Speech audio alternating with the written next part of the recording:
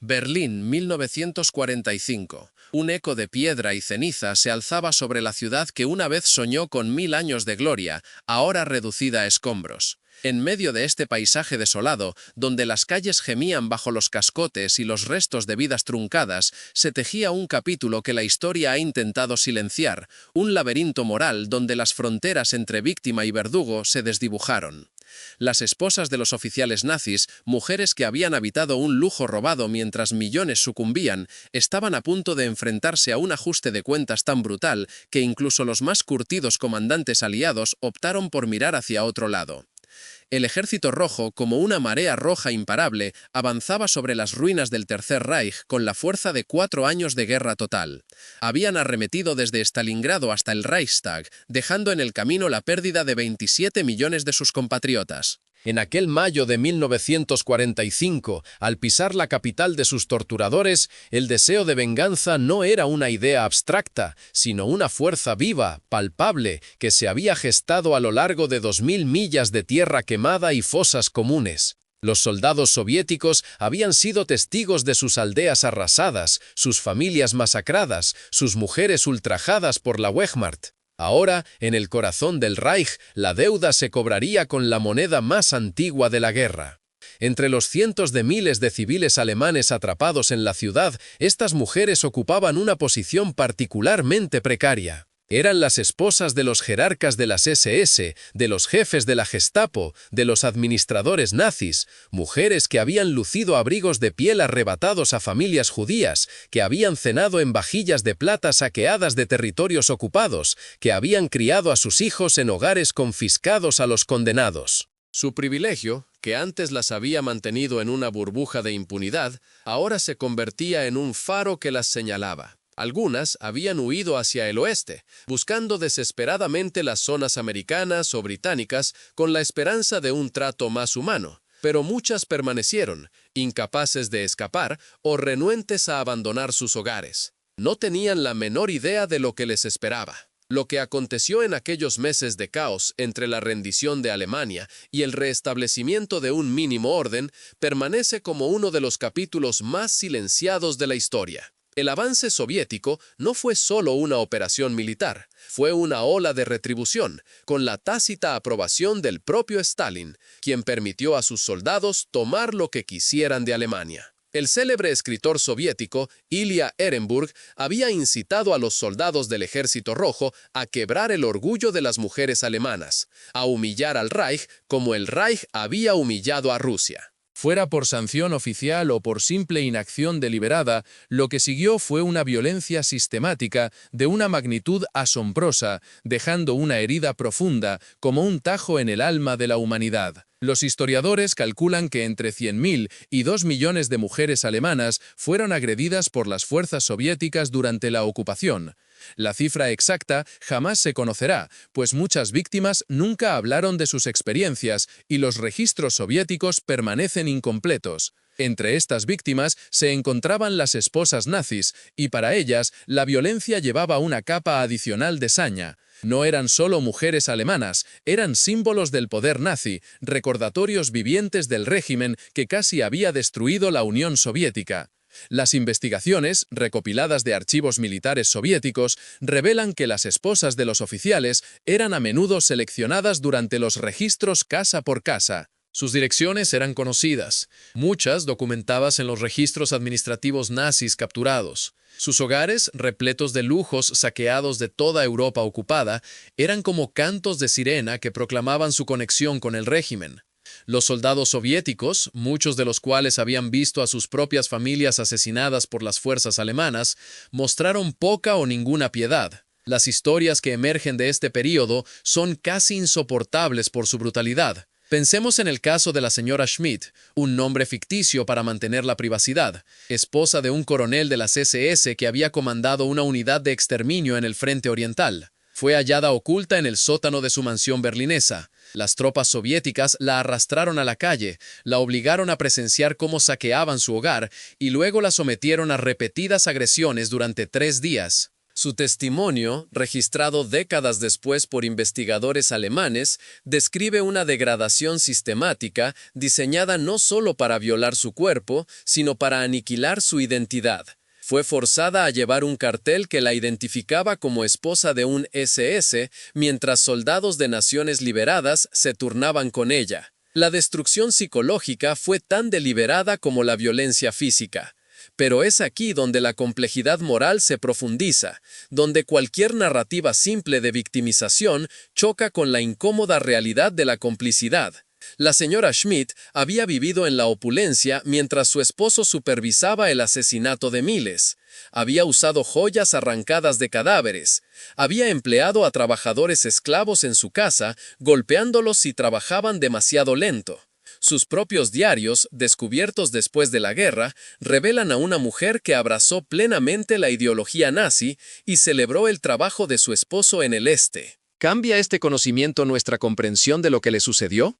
¿Justifica la complicidad en el genocidio la violencia sexual? Estas preguntas no tienen respuestas cómodas, pero acechan cualquier examen honesto de este periodo. Las esposas nazis que cayeron en manos del Ejército Rojo ocuparon una zona gris entre perpetrador y víctima que nuestros marcos morales luchan por acomodar. Si ha llegado hasta aquí, es porque comprende que la historia no se puede edulcorar. La violencia no se limitó a actos individuales de retribución. Las autoridades soviéticas establecieron lo que llamaron centros de verificación, instalaciones aparentemente diseñadas para procesar a civiles alemanes e identificar a criminales de guerra. En la práctica, muchos de estos centros se convirtieron en instrumentos de abuso sistemático, como una caja de Pandora abierta al horror. Las esposas nazis eran llevadas a estas instalaciones para interrogatorios, y lo que allí ocurría transformó la política oficial en brutalidad organizada. Los testimonios de los supervivientes describen técnicas de interrogatorio que se difuminaban con la tortura. Las mujeres eran desnudadas y fotografiadas, supuestamente con fines de identificación. Se las sometía a exámenes médicos invasivos bajo el pretexto de buscar armas o documentos ocultos. Eran obligadas a permanecer de pie durante horas en habitaciones heladas mientras los interrogadores exigían información sobre las actividades de sus maridos. Y con frecuencia, una vez finalizado el interrogatorio formal, los guardias regresaban a las celdas por la noche. La naturaleza sistemática de esta violencia sugiere que no solo fue tolerada, sino en algunos casos activamente organizada. Los registros soviéticos hacen referencia a unidades especiales encargadas de extraer información de familias nazis. Los métodos empleados iban mucho más allá del interrogatorio estándar. Un informe desclasificado de la NKVD, descubierto en 1993, detalla una instalación en las afueras de Berlín, donde las esposas de oficiales de las SS fueron retenidas para interrogatorios prolongados. El informe, redactado con frialdad burocrática, señala altas tasas de mortalidad e incluye una recomendación para mejorar las condiciones, no por razones humanitarias, sino porque demasiadas prisioneras morían antes de proporcionar inteligencia útil. El destino de Hildegard Kastner ilustra la crueldad sistematizada de este periodo. Esposa de un jefe de la Gestapo responsable de operaciones antipartisanas en Ucrania, Hildegard fue arrestada en su apartamento en mayo de 1945. Tenía 7 meses de embarazo. Las fuerzas soviéticas la transportaron a un centro de verificación en la zona soviética, donde estuvo recluida durante 4 meses. Su hijo nació en detención, asistido por un médico militar soviético que no le proporcionó ningún cuidado postnatal. El bebé murió 3 días después. La propia Hildegard sobrevivió, saliendo de la detención física y psicológicamente destrozada. Pasaría la siguiente década en un campo de trabajo soviético antes de ser liberada en 1955, siendo una de las últimas prisioneras alemanas en regresar. Su caso plantea preguntas devastadoras sobre el castigo colectivo y los límites de la justicia. Hildegard no había participado personalmente en los crímenes de su esposo, pero los había conocido, se había beneficiado de ellos y nunca se había pronunciado en su contra. ¿Justifica este nivel de complicidad lo que ella sufrió? ¿O la brutalidad infligida sobre ella representa una caída en la misma deshumanización que caracterizó los crímenes nazis? Estas no son preguntas retóricas, residen en el corazón de cómo entendemos la justicia después de la atrocidad. Las esposas nazis tomadas por el Ejército Rojo nos obligan a confrontar si nuestros principios morales se mantienen consistentes cuando se aplican a aquellos que podríamos considerar merecedores de castigo. Si creemos en la inviolabilidad de los derechos humanos, ¿se extienden esos derechos incluso a las esposas de asesinos en masa? Si no es así, ¿dónde trazamos la línea y quién decide dónde cae? Más allá de la violencia inmediata, muchas esposas nazis se enfrentaron a la deportación a la propia Unión Soviética. Entre 1945 y 1949, miles de mujeres alemanas fueron transportadas al este, clasificadas oficialmente como testigos, posibles fuentes de inteligencia o riesgos para la seguridad. La realidad era a menudo mucho más sombría. Se convirtieron en trabajadoras forzadas en la reconstrucción de una nación que habían ayudado a destruir. El viaje solo era a menudo letal. Las mujeres eran hacinadas en vagones de carga con mínima comida o agua, transportadas a través del paisaje devastado de Europa del Este a campos en Siberia, Kazajistán y el extremo oriente soviético. Quienes sobrevivieron al viaje se enfrentaron a años de trabajos forzados en campos madereros, minas y proyectos de construcción. La ironía no pasó desapercibida para los supervivientes. Fueron sometidas a las mismas condiciones que la Alemania nazi había impuesto a millones de prisioneros soviéticos, experimentando de primera mano la brutalidad que su nación había infligido. Entre estas deportadas se encontraban mujeres cuyos maridos habían supervisado directamente programas de trabajos forzados, que habían obtenido beneficios de la mano de obra esclava, que habían construido carreras sobre la explotación de pueblos conquistados. Ahora se encontraban en el lado receptor del sistema que habían apoyado. La simetría es casi demasiado perfecta, demasiado poéticamente justa. Pero la realidad era mucho más compleja y moralmente ambigua de lo que la simple justicia poética sugeriría. Irmgard Seidel, esposa de un administrador nazi que había gestionado la asignación de mano de obra en la Polonia ocupada, fue deportada a un campamento maderero cerca de Arcángel en 1946. Sus cartas, sacadas de contrabando y finalmente publicadas en Alemania, describen condiciones de crueldad calculada, comida insuficiente, refugio inadecuado, cuotas de trabajo brutales que mataron a los débiles y heridos.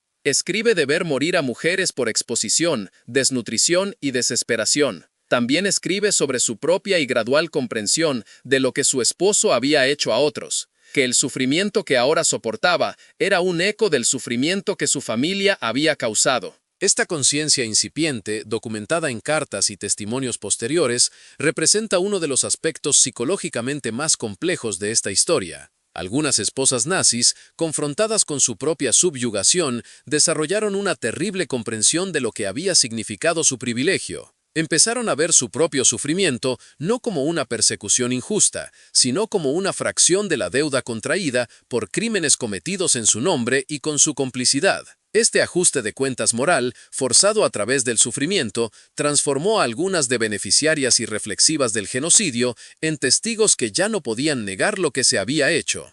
Otras nunca hicieron esa conexión. Se veían a sí mismas puramente como víctimas, su propio sufrimiento borrando cualquier complicidad en los crímenes de sus maridos. Regresaron a Alemania años después con historias de barbarie soviética, pero sin ningún reconocimiento de la culpa alemana. La divergencia en las respuestas revela algo fundamental sobre cómo los humanos procesan la complicidad y el castigo. Que el sufrimiento no crea automáticamente claridad moral, que la victimización puede coexistir con una ceguera moral continua. La pregunta que persigue esta historia es si el castigo infligido a las esposas nazis sirvió para algún propósito más allá de la venganza. ¿Su sufrimiento disuadió futuras atrocidades? ¿Proporcionó justicia a las víctimas soviéticas? ¿O simplemente perpetuó el ciclo de deshumanización que hizo posible la guerra en primer lugar? Observadores aliados documentaron el trato a las mujeres alemanas por las fuerzas soviéticas con creciente alarma. Oficiales británicos y americanos presentaron informes que describían violencia sistemática y deportaciones que violaban las normas internacionales emergentes sobre el trato a los civiles. Sin embargo, los comandantes aliados permanecieron en gran parte en silencio en público, reacios a criticar a sus aliados soviéticos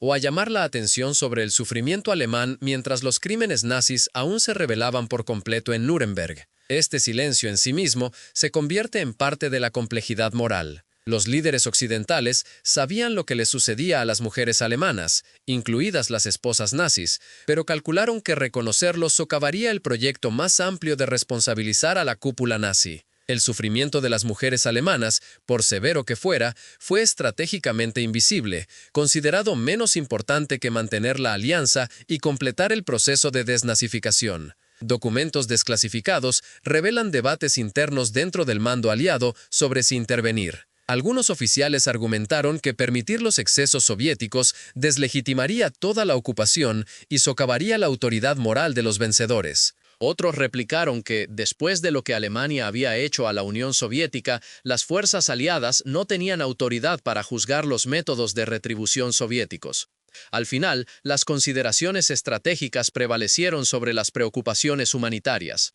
Las esposas nazis tomadas por el Ejército Rojo sufrieron en gran medida más allá de la vista de la justicia internacional, sus destinos determinados por fuerzas que no respondían a ninguna ley salvo la ley de la venganza. Esta dolorosa crónica nos invita a un ejercicio de memoria y reflexión para no olvidar que la historia, a veces, nos confronta con verdades que nos hacen tambalear.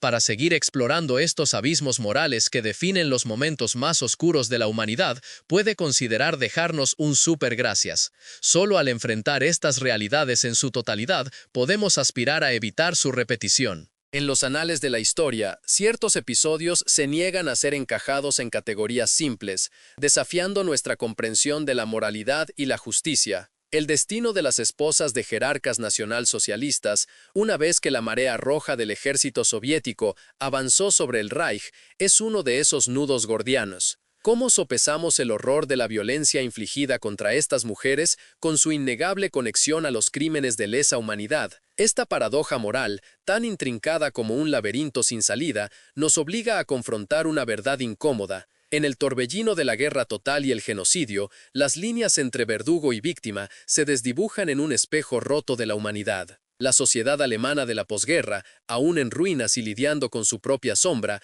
se encontró incapaz de asimilar las narrativas de estas mujeres. Aquellas que lograron sobrevivir a la detención soviética regresaron a una Alemania devastada, con sus cuerpos y mentes profundamente marcados. El estigma, el trauma y la pesada carga de su propia complicidad tejieron una telaraña de silencio que se extendió por varias décadas, un manto espeso que cubrió lo indescriptible. Eran, a la vez, víctimas de una brutalidad insondable y cómplices silenciosas de la maquinaria del exterminio. Ante esta complejidad, la sociedad optó por el camino más fácil: no escuchar, no procesar. Avanzando a los años 90 y los 2000, con la apertura de los archivos soviéticos y el trabajo incansable de historiadores alemanes, una nueva luz comenzó a arrojar sobre estas vivencias. Las investigaciones revelaron la magnitud del daño psicológico a largo plazo. Quienes habían sobrevivido mostraban síntomas propios de un trauma extremo, pesadillas recurrentes, una hipervigilancia constante y la incapacidad de establecer relaciones de confianza. Sin embargo, sobre ellas también pesaba el fardo de la culpa y la vergüenza por su vinculación con el nazismo, una contradicción que les impedía buscar consuelo o comprensión. Permanecieron en un limbo moral, sin poder alzarse como víctimas puras, pero tampoco pudiendo negar la profundidad de su propio sufrimiento. Y luego estaban los hijos de estas agresiones, innumerables pequeños nacidos de la violencia, quienes quizás enfrentaron el destino más cruel de todos. Crecieron como monumentos vivientes a la más íntima de las violaciones de la guerra, rechazados por la sociedad alemana como hijos del enemigo, ignorantes de la identidad de sus padres soviéticos, criados por madres traumatizadas en una nación desolada. Su existencia planteaba interrogantes que nadie quería responder. ¿Dónde reside la inocencia en tal contexto? ¿Cómo se hereda la culpa? ¿Es posible la sanación? Un ejemplo conmovedor es el de Ricardo Solís, nacido en 1946, fruto de la unión forzada entre una mujer de alta sociedad alemana y un soldado soviético. Toda su vida fue una búsqueda incansable por descifrar su propia existencia. Su madre nunca le reveló los detalles de su concepción, solo la paternidad soviética. Ricardo se sentía un extranjero en su propia tierra, ni completamente alemán ni verdaderamente ruso, un ciudadano de ninguna nación, el resultado de una violencia sin nombre. Su autobiografía, publicada en 2008, es el relato de una vida perseguida por preguntas sin respuesta sobre su identidad y el significado de su ser. Él la describe como la vida de una sombra alargada, un vestigio de la imposibilidad de la justicia en la posguerra total. La rendición de cuentas históricas sobre el trato a las esposas de nazis por parte del Ejército Rojo sigue siendo una cuenta pendiente.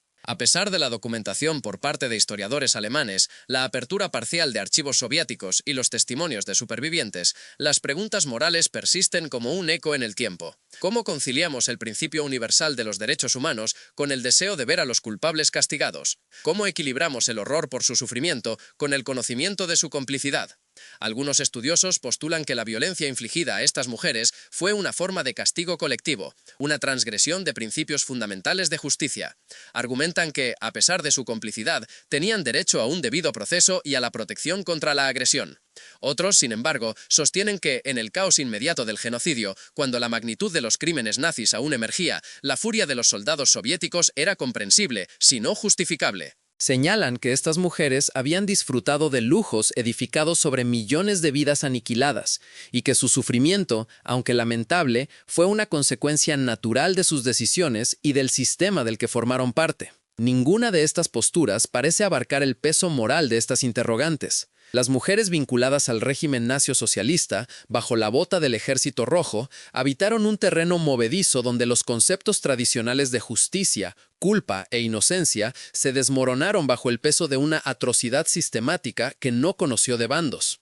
No eran víctimas ingenuas, pero fueron ultrajadas de formas que no tienen justificación. Se beneficiaron de un genocidio, pero padecieron violaciones a su dignidad humana más elemental. La verdad histórica es que múltiples horrores pueden coexistir, la complicidad y la victimización pueden habitar en la misma persona. Entender el contexto no implica condonar la violencia, y la complejidad moral no es sinónimo de equivalencia moral. El último acto de esta dramática historia se extiende a la Guerra Fría y más allá.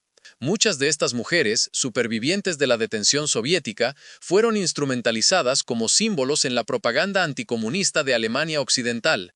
Su sufrimiento fue usado para legitimar la división de Europa y la demonización de la Unión Soviética. Sus historias se contaron de forma selectiva, realzando su victimización mientras se minimizaba o borraba su conexión con los crímenes nazis. Esta manipulación política de su trauma representó otra capa de explotación, convirtiendo su dolor en una herramienta, negándoles al mismo tiempo el reconocimiento pleno de la complejidad moral de sus experiencias. Mientras tanto, en Alemania Oriental, estas mismas historias fueron sepultadas bajo una narrativa oficial que ensalzaba la liberación soviética y la culpa alemana. Las mujeres que habían sobrevivido a la detención soviética eran vistas con recelo en el Estado comunista, ya que sus experiencias eran incompatibles con el relato del heroísmo soviético. Vivieron en un silencio impuesto, su sufrimiento ni reconocido ni comprendido, atrapadas entre narrativas históricas en pugna que no dejaban espacio para sus verdades intrincadas. Solo en las décadas posteriores a la reunificación, con la apertura de archivos alemanes y rusos, y con una nueva generación de historiadores abordando el período con una mirada fresca, emergió un cuadro más completo. Lo que ese cuadro revela es profundamente perturbador. Un ciclo de violencia en el que los perpetradores se convirtieron en víctimas y a su vez en perpetradores, donde la maquinaria de la guerra total trituró millones de vidas sin distinguir entre culpa e inocencia, y donde la venganza se disfrazó de justicia mientras cometían nuevas atrocidades. Las esposas de jerarcas nacionalsocialistas, tomadas por el Ejército Rojo, nos empujan a confrontar verdades que preferiríamos ignorar. Nos recuerdan que, tras la guerra total y el genocidio, la justicia se vuelve una quimera casi imposible.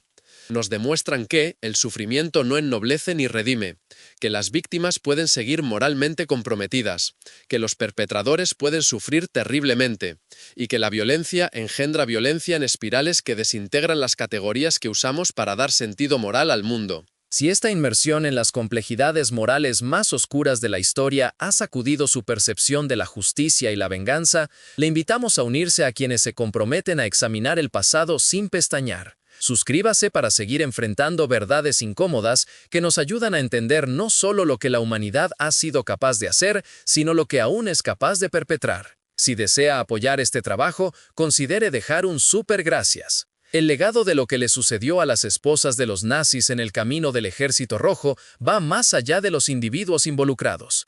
Moldeó la comprensión de la victimización en la sociedad alemana de posguerra, influyó en la propaganda de la Guerra Fría en ambos frentes y continúa complicando la forma en que enseñamos y recordamos la Segunda Guerra Mundial. El silencio que rodeó las experiencias de estas mujeres durante décadas, la dificultad de reconocer su sufrimiento sin parecer minimizar los crímenes nazis, refleja nuestra lucha constante por asimilar verdades morales complejas de manera simultánea.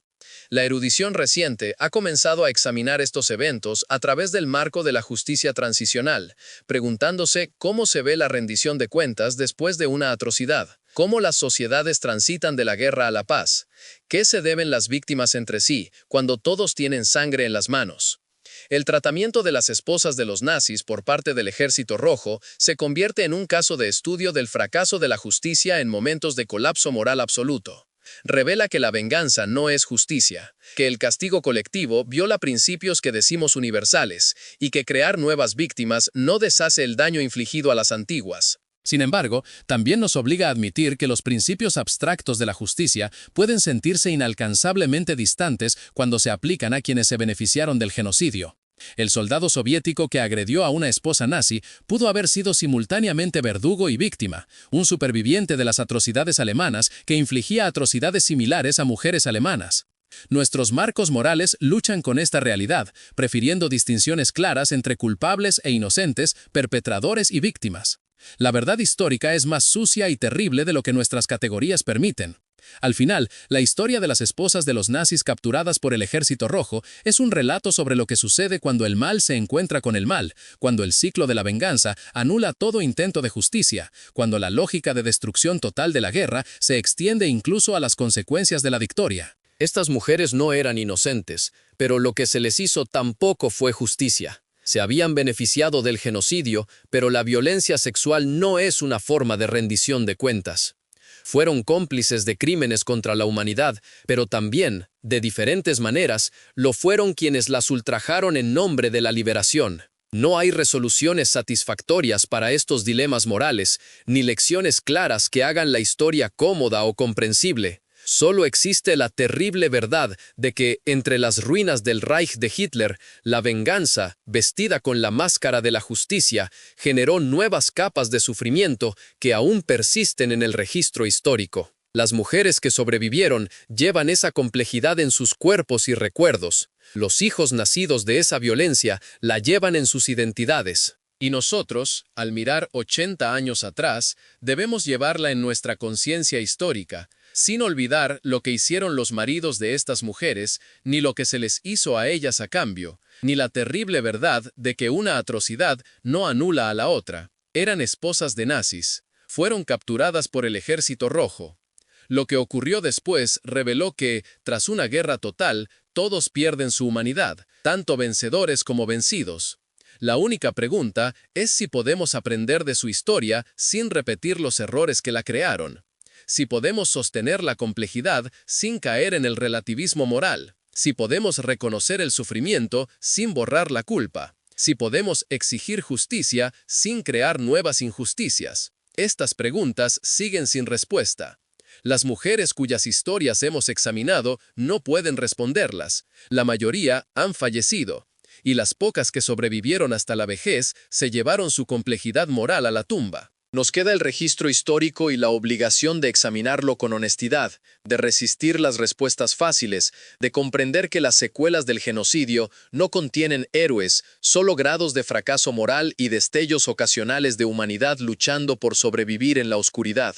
Las esposas de los nazis que fueron tomadas por el Ejército Rojo nos recuerdan que los capítulos más oscuros de la historia se resisten a conclusiones morales simplistas. Se erigen como testigos de la terrible verdad de que el mal engendra el mal, que los ciclos de venganza pueden destruir la propia justicia que pretenden servir, y que en las cenizas de la guerra total, todos se convierten en víctimas y verdugos de maneras que fracturan nuestra capacidad de emitir juicios morales. Su historia sigue desafiándonos porque rechaza una resolución confortable. Exige que sostengamos contradicciones, que reconozcamos el sufrimiento sin excusar la complicidad, que condenemos la violencia sin olvidar el contexto, que busquemos justicia sin crear nuevas víctimas. En este sentido, las esposas de los nazis tomadas por el Ejército Rojo siguen siendo un desafío moral tan vigente hoy como lo fueron en 1945. Una prueba de si podemos afrontar la complejidad total de la historia sin perder nuestra humanidad en el proceso.